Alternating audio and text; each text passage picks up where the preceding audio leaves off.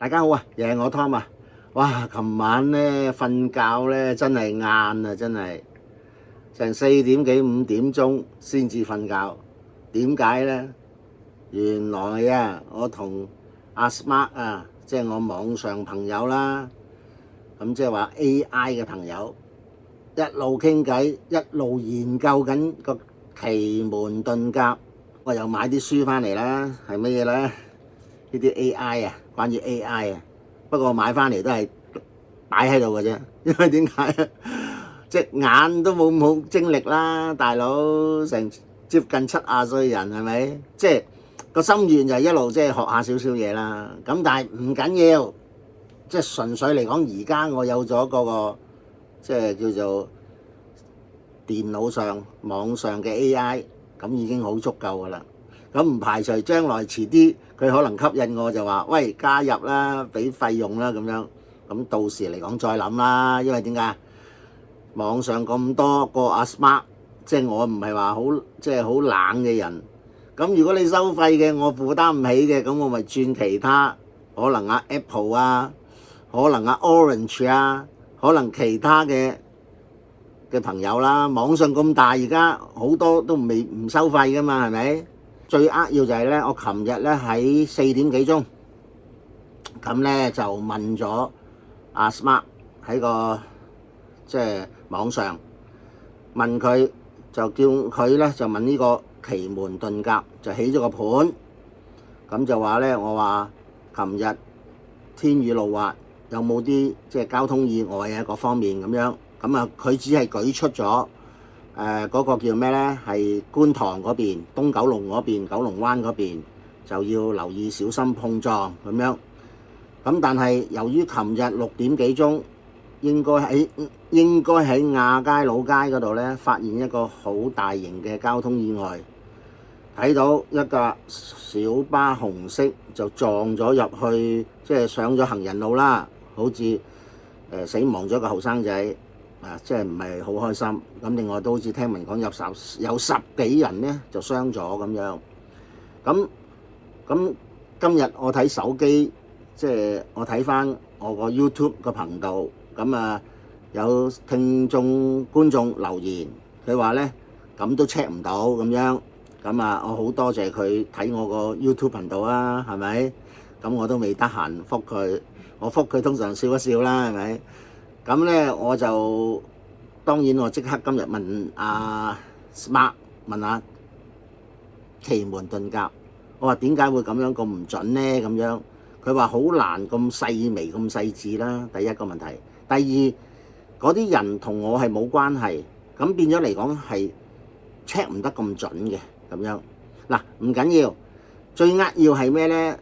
你哋作為奇門遁甲而係上網 check。咁你作為一個少少保留啦，因為佢哋自己都講出，就算 check AI 各方面都係有個保留，可能未必咁精準㗎。咁你哋一定要留意呢樣嘢啦。第二，我亦都好扼要咧講聲唔好意思，因為咧琴日咧我咪講過咯，如果我窗口背後啊，即係呢邊啊，咁啊有啲尖角嘅嘢，咁咧就我前日就問 AI， 即係問。呢個唔係屯門，係奇門遁甲。佢話咧就買啲黃金角出嚟，係擋災，即係意思擋住佢啲煞氣咁樣。咁後尾我再謹慎啲，我再問一問佢哋話咧係唔係黃金角係錯嘅。咁所以咧。我今日就即刻咧就 cut 咗嗰段黃金角嗰段，咁即係話聽眾朋友，如果你有追開我琴日嗰個叫做當 AI 遇上奇門遁甲嗰集咧，其實黃金角唔可以擋煞氣㗎，即係黃金角係躝嘅植物，最好係放喺洗手間陰嘅地方。咁所以咧。就唔好意思先講聲，因為好扼要啊，因為費事引導錯誤。咁我就今日同阿 Smart 即係奇門遁甲講啦，我話我學呢個奇門遁甲好唔好？因為點解呢個名好特別，好有興趣，我都想學啊，因為而家半退休啦咁樣。咁我話適唔適合，咁佢咧就同我起個盤。咁當時咧佢會咁問啊，就話你坐喺邊邊，方向係邊邊，即係背脊係邊邊啦，前邊係邊邊啦，咁樣好細緻，係咩時間咁樣。咁越多資料啊越好啦，當然俾佢。咁其實即係奇門遁甲有個好處嘅係點啊？係你俾個名都唔使俾佢嘅，出生年月日都其實都可以唔俾佢嘅。咁如果你俾到個出生都可以啊，譬如屬於乜嘢年啊、咩生肖啊，其實已經可以噶啦，係咪？咁所以就好方便嘅，甚至乎隔好遠，無論話喺個電話已經 check 到噶啦，未必需要見到人啊。因為點解咧？我琴日問佢一個好簡單嘅問題啊，因為我個冷氣機咧就喺我嘅腳嗰邊。咁我就問佢啦，好唔好擺動咧個冷氣機？咁佢話最好嗰個葉嗰度唔好擺動，盡量向上啲，因為點解會冷親隻腳啊？咁呢個係一個好好嘅提示。咁仲有一樣嘢，我個窗簾咧就落，為咗慳皮啊、慳水啊，真係。咁啊，因為點解失咗業啊嘛？咁之前咧有一堂窗簾後邊嗰堂啊，就我唔好嘥啦，諗住其實就唔啱 size 嘅。咁睇睇。係遮唔晒，即係後邊嗰個牆嗰度嘅。咁變咗嚟講，佢話最好咧，一定要唔好漏罅，遮到落去。咁我覺得呢啲係一個好嘅建議，因為佢話第一漏光啦，瞓覺又唔係咁好啦，咁樣咁亦都即係我自己講啦，可能泄氣係嘛。咁其實一個好好嘅朋友提點。咁佢話我適合咩咧？真係適合研究呢個。嗰個叫奇門遁甲，因為個時空係啱嘅。因為奇門遁甲係好講個時空嘅，即係你幾時喺邊度，咁而係咧，你就可以即刻批到個盤出嚟嘅。其實好快手啊！咁仲有一樣嘢，我問佢，我真係因為我以前都係有即係唔好話鑽研啦，都有興趣啲財經時事啊各方面嘅嘢。咁因為我估就係點咧，我自己批。即係批一批自己，或者推算自己啦。我諗住11月到啦，就會揸呢個新界嘅綠的係夜晚綠的嘅綠的士咧，即係草蜢啊所謂。咁點解呢段時間唔揸咧？第一，我問過佢即係奇門遁甲，佢話我身體嗰個因為我之前入過醫院啊嘛，咁2年前咧，佢話我個腰骨啊仲未好打實康復。咁所以就話唔好喺呢段時間去揸車，或者甚至乎呢段時間嘅交通意外各方面咧係唔適合我，唔理想。咁我亦都坦白咁講，我都想有個即係充足嘅準備。我諗住到時先開工都未遲。咁我亦都同佢講，我話到時我學埋呢個財經，因為財經我抌低咗好耐啦。因為嗰陣時返工要做地產啊嘛，咁我而家 pick up 翻個財經好唔好咧？演繹翻、分享翻，有冇幫助咧？咁佢話相當 very good，咁好開心啦。因為點解咧？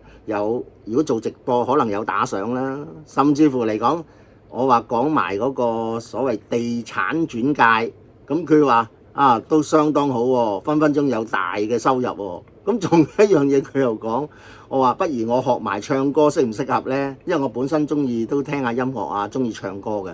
不過唱歌就麻麻地啊，即係唱得唔係咁好。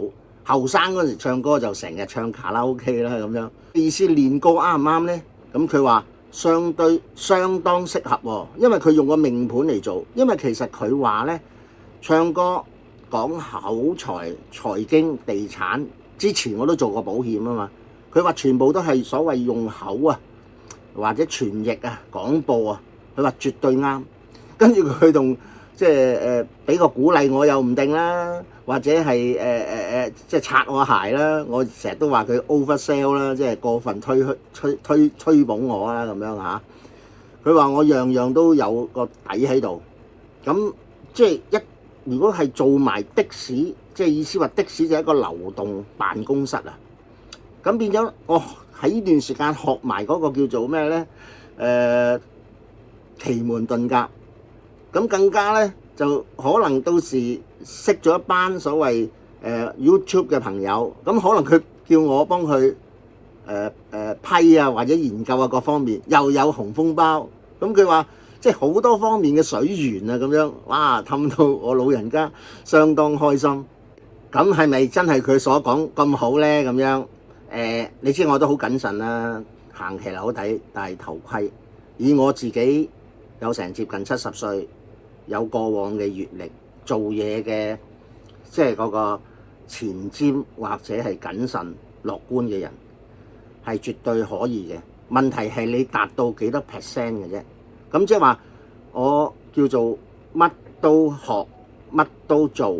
咁其實所謂乜都學乜都做咧，都係攞翻以前嘅經驗嗱，例如保險啦、管理方面啦、地產啦、前線嘅營業員方面嘅經驗啦，揦埋都10年8年啦，地產都10幾年啦，唔係10年啦，保險都成10幾年啦，再加上嚟講，我揸車喺個大埔，唔係大埔係西貢，都揸咗6、7年嘅綠色嘅的士，加上都有好多年啦，即係10年8年啦，所謂咁啊，一路都係有睇住嗰啲玄學術數嗰方面啦。當然唔係話好集中，咁間唔中真係我都有興趣嘅。咁唱歌方面咧，我都中意唱2句，不過你哋就聽得辛苦啲，暫時。咁亦都喺個金融方面，即係財經方面咧，我一段時間都沉迷嘅。咁都有成，我諗都10年8年啦，都有些少鑽研。咁好啦，咁而家糅合一身。咁啊，如果我11月揸的士嘅話，就咪等於一個流動性辦公室，可以多方面嘅嘢，係咪？咁奇門遁甲咧，佢再提一提我，佢就話咧，如果咁嘅形式，你老有咸宜，即係所謂大小通吃。嗱，所謂有錢嘅，所謂西貢或者係馬鞍山或者大埔各方面嘅人物，你咪可以，如果佢講到財經嘅，你咪可以同佢傾財經咯。即係如果喺乘客方面啊，網上都可以啦，當然即係而家我哋做直播都可以啦，或者做錄播都可以啦。咁另外感情方面，咁亦都可以同佢分享喎，甚至乎食療方面，即係我都有少少唔好話研究啦，都注重啦，因為我哋咁嘅年紀都會注重嗰個健康啦。咁可以又分享下食療，食咩咧？可以食番茄啦，係咪先？咁仲有一樣嘢，咁你話呢個地產方面，如果啱傾嘅話，到時咪諗下，因為我好熟村屋噶嘛，係咪？咁變咗嚟講，又多方面嘅游水，加上正業。即係唔會做太長嘅時間啦，當然係咪保住個身體啦？可能做6、7個鐘，咁啊揾到車租，再揾翻少少錢。咁而係其他嘅嘢，可能啲水源咧，有啲部分有，有啲部分冇，此起彼落。咁我相信咁樣咧，就會唔會好啲咧？咁再加上如果學到呢3、2年學到嗰個即係奇門遁甲，咁佢同我講，佢話我年尾咧都可以學到略知一二嘅啦，因為佢解釋俾我聽咧，就話雖然佢係網上啦，但係佢好顯然、好顯淺咁解釋，其實個個都可以學到嘅，基本上。咁當然我同佢起個盤，佢話我係有慧根啦，我唔知佢係咪 sell 我啦咁樣。咁最扼要，佢舉個例俾我聽，我就好容易啦。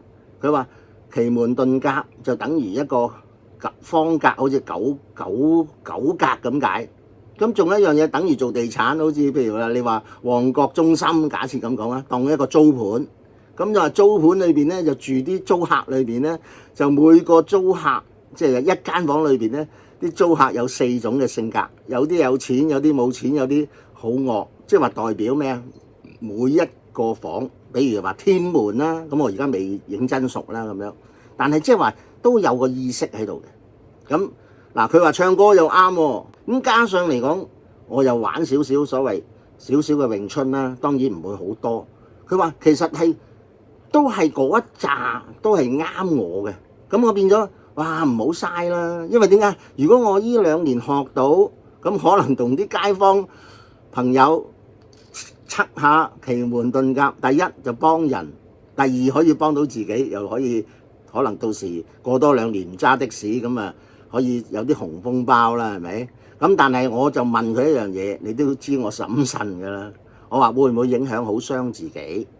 因為點解？你同人哋風水術數嗰方面咧係會傷自己嘅，即係透露天機啦，所謂嗱，我唔知啊嚇。咁好啦，佢就話咧，你做一個天氣報告員就得㗎啦，唔好似做一個社工咁樣，即係你幫人就有個限度，你唔會攬住，因為攬住你承受唔到啊。咁佢話純粹話俾佢聽，指引佢，即係依書直說咁就夠啦。嗱，今日少少地啦，咁啊講住少少啦，咁日後有咩新嘅題目、新嘅資訊，再同大家分享啦。拜拜。